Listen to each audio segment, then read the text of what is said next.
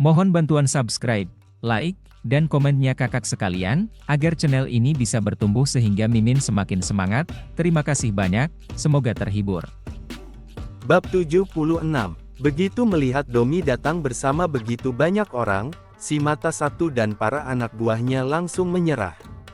Hanya dengan beberapa kalimat ancaman, mereka pun langsung berjongkok di lantai dan meletakkan senjata milik mereka.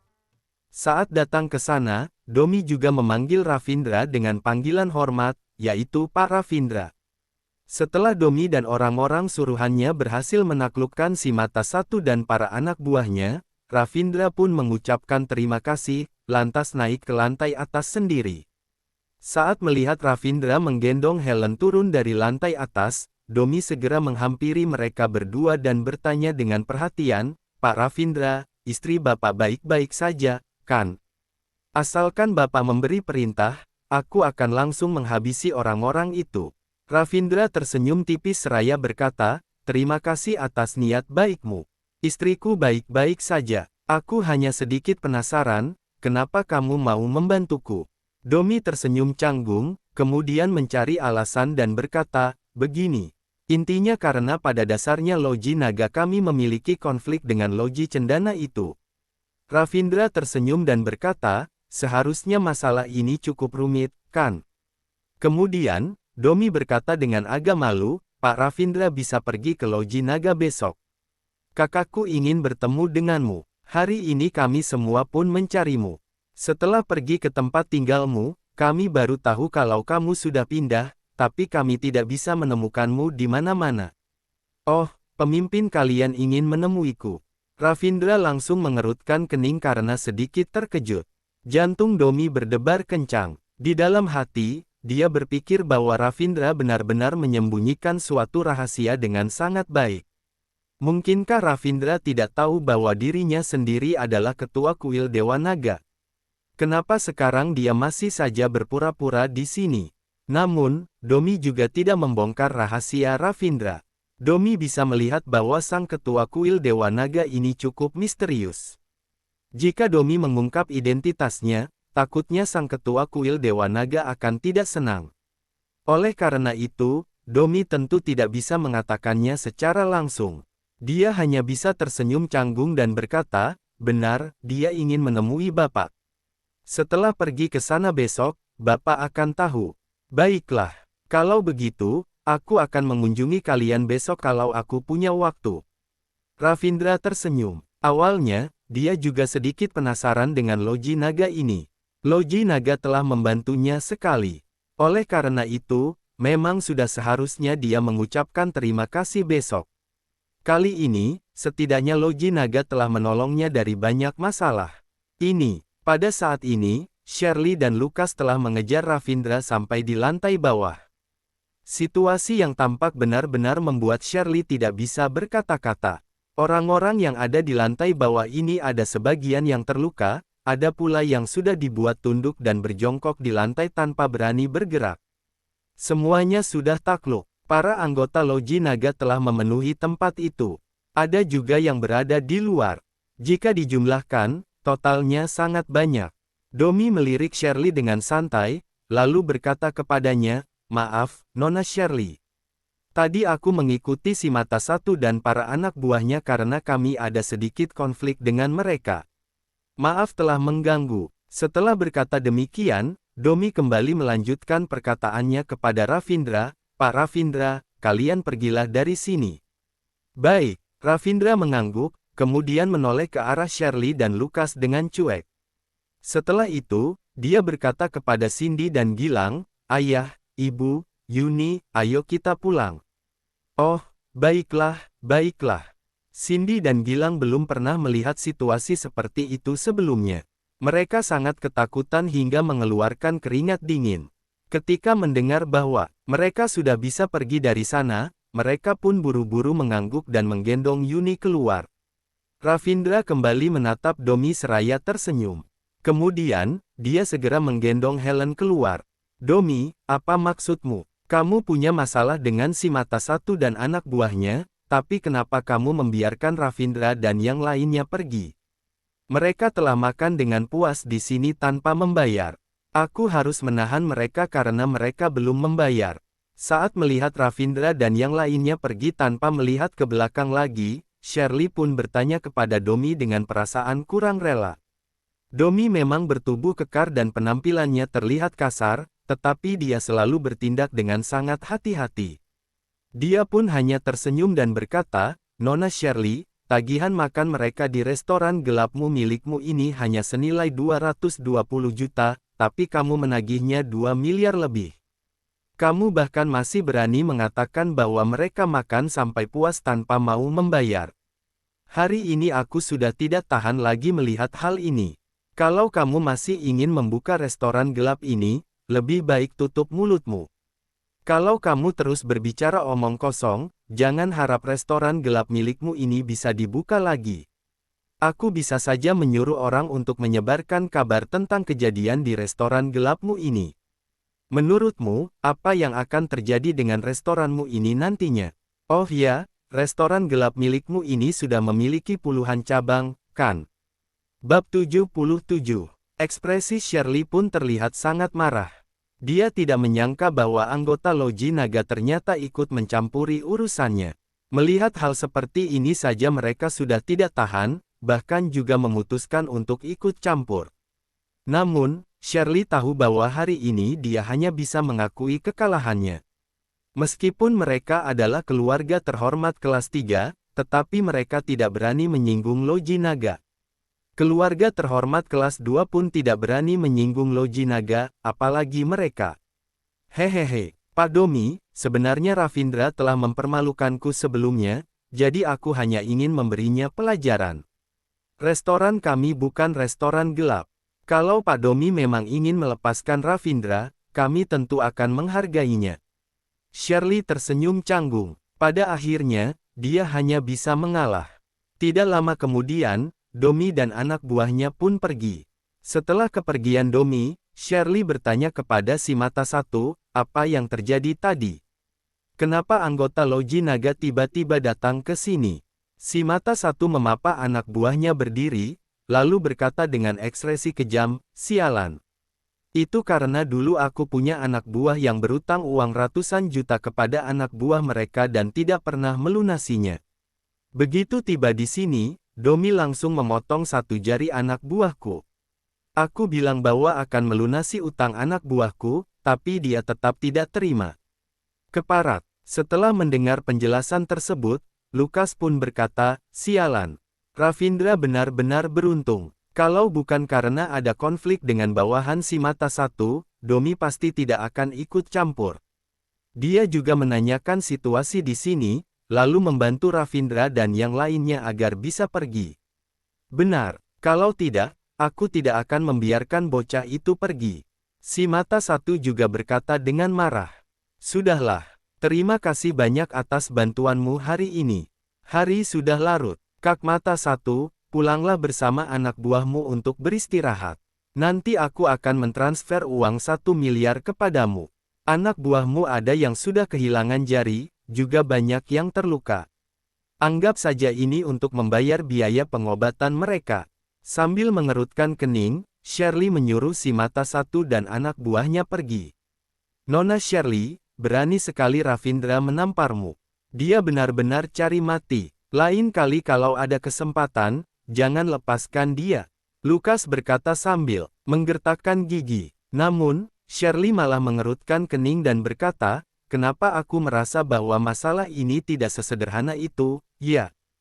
Kalau Domi kemari hanya karena masalah utang ratusan juta antara anak buahnya dengan anak buah si mata satu, dia tidak mungkin membawa pasukan sebanyak itu, apalagi sampai harus memotong jari salah satu anak buah si mata satu. Menurutku, bukankah itu terlalu berlebihan?" Setelah mendengar perkataan Shirley, Lukas malah berkata dengan maksud tidak setuju, "Shirley, apa maksudmu? Apakah menurutmu Domi datang secara khusus untuk membantu Ravindra agar bisa melarikan diri, sehingga Ravindra berutang budi kepadanya?" Shirley menganggukkan kepala, lantas menimpali. Tadi Domi bersikap sangat sopan saat memanggil Ravindra dengan sebutan, "Pak Ravindra." Yang kutakutkan adalah dia memiliki hubungan yang tidak biasa dengan Ravindra. Kalau kita menyerang Ravindra lagi, mungkin kita akan menyinggung Loji Naga. Loji Naga adalah salah satu dari 3 kelompok bawah tanah terkuat. Meskipun keluarga Jovanka juga tidak lemah, tetap saja tidak berani mengusik mereka. Namun, Lukas malah tertawa dan berkata dengan penuh percaya diri, hahaha. Shirley, kamu ini terlalu berhati-hati dalam melakukan sesuatu. Bagaimana mungkin aku tidak tahu seberapa hebat kemampuan Ravindra? Kalau benar-benar hebat, waktu itu dia tidak akan dijebloskan ke penjara oleh kita. Dia baru keluar dari penjara 1 atau 2 hari, bagaimana mungkin dia bisa akrab dengan orang seperti Domi? Namun, Shirley masih mengerutkan keningnya. Dia selalu merasa bahwa ada sedikit rasa hormat dan segan dalam perkataan yang diucapkan Domi kepada Ravindra tadi. Kesan itu terasa cukup jelas. Tapi, kenapa orang seperti Domi memanggilnya Pak Ravindra? Aku selalu merasa ada yang tidak beres dengan panggilan itu. Shirley adalah orang yang teliti. Dia masih merasa bahwa masalah malam ini tidak sesederhana seperti apa yang terlihat. Dia merasa bahwa tadi Domi telah melihat Ravindra sedang terjebak, sehingga Domi pun datang secara khusus datang untuk membantunya. Setelah berpikir sejenak, Lukas berkata, aku tahu, itu karena Ravindra mengenal Pak Leo.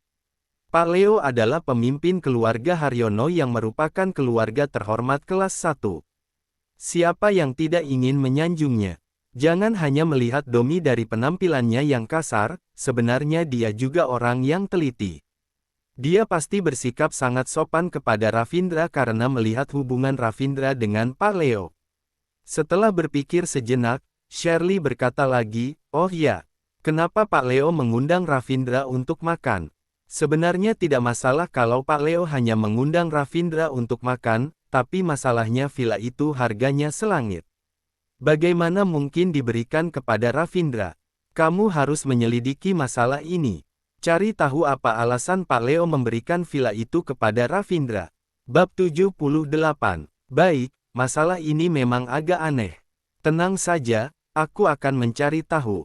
Lukas mengangguk dan menyetujuinya. Pada saat ini, setelah menggendong Helen menuju mobil, Ravindra pun mengemudikan mobil untuk membawa keluarganya pulang. Ravindra, malam ini kita selamat berkat bantuan Pak Domi itu. Dalam perjalanan pulang, Cindy masih merasa sedikit ketakutan. Dia pun berkata dengan emosional, awalnya, saat melihat dia membawa begitu banyak anak buah, kupikir dia mengincar kita. Tidak disangka, ternyata dia malah datang untuk membantu kita. Gilang bertanya kepada Ravindra, Ravindra, apakah kamu mengenal Pak Domi ini? Dilihat dari penampilannya, sepertinya dia sangat hebat. Helen turut menatap Ravindra dengan sedikit bingung. Hari ini, ketika Ravindra pergi ke pesta pernikahan, Helen juga ada di sana meskipun Gilang dan Cindy tidak hadir. Helen ingat dengan jelas bahwa Domi berutang budi kepada keluarga Wilbert, sehingga Sandy pun memanggil Domi untuk membantu mereka menghajar Ravindra. Malam ini, Domi tampaknya malah agak berpihak kepada Ravindra. Meskipun dia tidak tahu apa yang terjadi sebelumnya di lantai bawah, tetapi Domi memanggil Ravindra dengan sebutan Pak Ravindra. Terlihat jelas bahwa hubungan di antara mereka tidak sesederhana itu. Yang paling penting, Domi juga mengatakan bahwa pemimpin mereka ingin bertemu dengan Ravindra. Ravindra pun tersenyum dan berkata, hehehe, aku juga tidak tahu apa yang direncanakan oleh mereka. Besok aku akan pergi ke Loji Naga. Nantinya aku akan tahu apa yang terjadi. Setelah mendengar hal tersebut, Helen mengerutkan kening seraya berkata kepada Ravindra, Ravindra, Loji Naga itu bukan kelompok yang bisa disinggung. Aku takut kamu akan terancam bahaya kalau pergi ke sana. Bagaimana kalau besok aku menemanimu ke sana? Setelah mendengar tawaran dari Helen, hati Ravindra menjadi terasa hangat. Namun, dia menjawab sambil menatap Helen, terima kasih atas niat baikmu, sayang. Tapi kamu adalah wanita yang tidak bisa bela diri. Seandainya aku mengalami bahaya di sana, kamu juga tidak bisa banyak membantu, kan? Apalagi, dilihat dari sikap mereka malam ini, mereka pasti ingin menemuiku karena ada urusan lain. Kamu tenang saja, seharusnya tidak akan terjadi apa-apa. Setelah berpikir sejenak, Ravindra berkata lagi, kalau besok kamu tidak ada kesibukan, bereskanlah rumah bersama ayah dan ibu, lalu belilah selimut baru atau barang-barang yang dibutuhkan di rumah. 2 hari lagi, para kerabat kita akan datang ke rumah baru kita. Ajaklah mereka untuk berkumpul. Ya, baiklah. Helen menganggukkan kepalanya. Cindy berkata, baiklah apanya? Bukankah kakimu terkilir? Kamu istirahat saja di rumah selama beberapa hari atau pergi ke rumah sakit besok pagi. Ravindra malah tersenyum dan berkata, Ibu, jangan khawatir.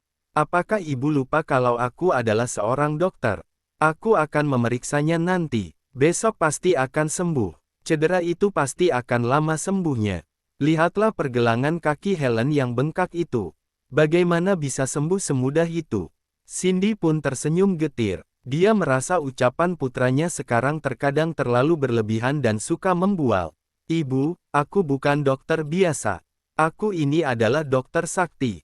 Ravindra menjelaskan kepada ibunya. Bab 79. Sayang, kita sudah sampai di rumah. Setelah sampai di villa, Ravindra menggendong Helen turun dari mobil, lalu membawanya ke lantai 2. Sedangkan Yuni mengikuti di belakang mereka berdua. Anak yang sangat patuh berkata dengan sedikit khawatir, Ibu, apakah kaki ibu sakit? Tenang saja, Yuni. Ibu baik-baik saja. Ayah akan segera menyembuhkan kaki ibumu. Saat melihat gadis kecil yang imut ini, hati Ravindra pun luluh. Benarkah? Ayah benar-benar hebat. Terdapat rasa kekaguman dalam tatapan Yuni kepada Ravindra, seolah-olah ayahnya adalah sosok yang serba bisa. Baiklah. Yuni, kamu istirahat dulu. Nanti ibu akan memandikanmu. Sekarang sudah ada bak mandi, kamu bisa mandi di dalamnya. Helen menatap Yuni sambil tersenyum lembut. Hingga sekarang, dia tetap tidak menyesali keputusannya beberapa tahun lalu untuk melahirkan putrinya. Meskipun dia merasa sangat lelah dan menderita dalam beberapa tahun terakhir, tetapi Yuni adalah motivasinya untuk terus bertahan hidup. Yang tidak dia sangka adalah gadis kecil itu justru melipat kedua tangannya di depan dada, lalu berkata dengan kesal, tidak, aku tidak mau ibu yang memandikanku, aku mau ayah yang memandikanku. Helen pun tidak bisa berkata-kata. Dia menatap Ravindra dan berkata, anak ini dulu juga suka begini. Dia meminta ayahnya memandikan dia ketika ayahnya pulang, tetapi tidak disangka, malam pertama kamu pulang, dia sudah. Melihat ekspresi lucu putrinya yang marah, Ravindra tersenyum dan berkata, baiklah, aku akan membaringkan ibumu di tempat tidur dulu, lalu memandikan putri kesayanganku, bagaimana? Hore, bagus sekali. Yuni langsung tersenyum. Dia merasa sangat senang. Dia melambaikan tangan kecilnya dan berputar-putar di tempat. Ravindra membawa Helen kembali ke kamarnya dan membaringkannya di tempat tidur. Setelah itu, dia pergi menyiapkan air dan memandikan Yuni. Ravindra juga tidak menyangka bahwa Yuni begitu imut dan penurut, sama sekali tidak takut pada dirinya, bahkan malah sangat senang. Sepertinya gadis kecil ini selalu menantikan kasih sayang ayahnya. Setelah berhasil membujuk putrinya tidur, Ravindra kembali ke kamar Helen. Kamu benar-benar mengerti ilmu pengobatan. Kakiku bengkaknya parah. Selama bertahun-tahun, Helen akhirnya berduaan di kamar bersama Ravindra lagi. Pada saat ini, entah mengapa dia merasa sedikit gugup dan jantungnya berdetak agak cepat. Terutama ketika Ravindra menggendongnya naik ke lantai atas, perasaannya campur aduk antara malu dan gugup. Kamu akan tahu apakah aku bisa ilmu pengobatan atau tidak setelah mencobanya. Selain itu, jika aku tidak mengerti ilmu pengobatan, bagaimana aku bisa menyembuhkan Pak Leo? Apakah dia akan memberi kita villa sebesar ini? Ravindra tersenyum dan duduk di samping tempat tidur, lalu mengangkat kaki Helen yang terluka dan meletakkannya di pangkuannya. Kamu mau apa? Helen terkejut dan berkata dengan sedikit ketakutan. Tentu saja aku akan membantumu menyembuhkan kakimu. Bagian ini sedikit bergeser, aku akan mengembalikannya, lalu memberikanmu obat. Kamu akan segera sembuh. Ravindra sedikit tersenyum. Saat melihat wajah Helen yang memerah, dia tidak bisa menahan senyum dan berkata dengan lembut kepada Helen, sayang, anak kita sudah berusia berapa tahun? Kenapa kamu masih begitu malu? Tadi kamu tidak berpikir bahwa aku akan bertindak sembarangan, kan? Aku malas memedulikanmu.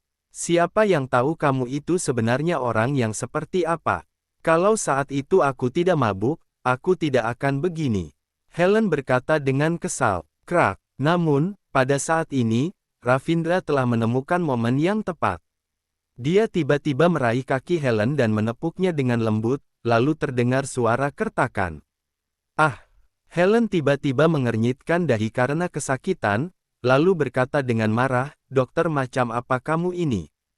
Kenapa tidak memberi peringatan terlebih dahulu? Apakah kamu sengaja? Bab 80. Ravindra segera berlari ke samping dan berkata dengan bangga, aku memang sengaja. Ayo, pukul aku. Ravindra. Helen menggertakkan giginya dengan marah. Dia langsung berdiri dan ingin mencubit Ravindra. Tunggu dulu, apakah masih sakit? Saat melihat Helen berlari ke hadapannya, Ravindra segera bertanya. Benar-benar tidak sakit lagi. Helen tertegun sejenak. Tadi dia bahkan tidak bisa berjalan, tetapi sekarang dia sudah mampu berlari beberapa langkah. Kakinya sudah pulih kembali. Bagaimana? Sekarang kamu sudah tahu kehebatanku, kan? Hehehe, kalau aku tidak memancingmu seperti ini, apakah kamu akan berlari ke sini? Kamu juga tidak berani, kan? Ravindra berkata dengan bangga. Kamu ini memang memiliki sedikit kemampuan. Helen pun berjalan beberapa langkah lagi. Dia tidak bisa menahan diri untuk memuji Ravindra. Aku sudah bilang, aku adalah dokter sakti. Apakah dokter sakti hanya disebut memiliki sedikit kemampuan? Ravindra tersenyum, lalu menatap Helen dengan serius. Sayang, kamu selalu memanggilku Ravindra, bisakah kamu memanggilku, sayang? Aku tidak mau. Helen tiba-tiba berpura-pura marah sambil berkata, karena masalah waktu itu, kamu membuatku diusir dari keluarga Sentosa hingga aku menderita selama bertahun-tahun. Aku masih belum memaafkanmu, jadi tidak mungkin aku memanggilmu seperti itu. Baiklah, cepat atau lambat aku akan membuatmu memanggilku, sayang. Ravindra menghela napas dan berkata dengan serius. Benarkah? Kalau begitu, mari kita lihat apakah kamu memiliki kemampuan untuk melakukannya atau tidak. Helen melipat kedua tangannya di depan dada. Dia masih menunjukkan sifat seperti presdir cantik yang arogan dan dingin. Kalau begitu, aku akan kembali ke kamarku untuk tidur. Kamu juga istirahatlah lebih awal. Setelah berpikir sejenak, Ravindra akhirnya berkata kepada Helen, sayang, tentu saja kalau kamu takut gelap, aku bisa tetap di sini untuk menemanimu. Enyahlah, jangan bermimpi. Helen menatap Ravindra dengan kesal. Ravindra tersenyum lembut, lalu mengeluarkan sebuah botol obat kecil dan berkata kepada Helen, duduklah, aku akan membantumu mengoleskan obat. Meskipun tulangmu sudah kembali ke posisi semula, otot-otot di sekitarmu masih sedikit terluka. Baiklah. Helen duduk di samping tempat tidur, sedangkan Ravindra berjongkok sambil dengan hati-hati menuangkan sedikit obat ke telapak tangannya, lalu menggosok pergelangan kaki Helen yang terluka. Helen melihat Ravindra begitu serius merawat dirinya. Dia juga melihat wajah tampan pria ini. Saat ini, Helen pun merasa ada kehangatan di hatinya. Untungnya, pria ini tidak mengecewakannya, setidaknya dia adalah pria yang bertanggung jawab, bukan pria brengsek. Selain itu, dari nada bicara Ravindra, sepertinya 5 tahun yang lalu, Ravindra juga dijebak oleh Lukas dan yang lainnya, sehingga dia menandatangani perjanjian penjualan tunangannya.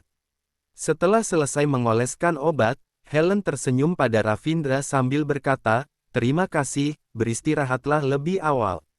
Ravindra berdiri dan meregangkan pinggangnya, lalu berkata, kamu adalah istriku, untuk apa berterima kasih padaku?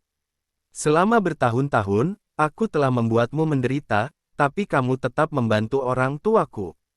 Kamu adalah wanita yang baik. Kamu tenang saja, aku pasti tidak akan mengecewakanmu. Aku akan memberimu sebuah acara pernikahan yang akan membuat semua orang iri. Saat mendengar hal ini, meskipun hati Helen merasakan sesuatu yang manis, Tetapi dia masih tersenyum pahit sambil berkata, tidak bisakah kamu berhenti membual? Segeralah tidur. Sekarang kita bisa memiliki rumah yang begini besar untuk ditinggali, dan ini merupakan rumah milik kita sendiri, aku sudah sangat puas. Ini tidak cukup, masih jauh dari cukup. Jangan khawatir, sayang, aku tidak membual. Ravindra menatap Helen dengan tegas, aku akan membuat semua orang tahu bahwa pilihanmu tidak salah. Bersambung ke bagian 81.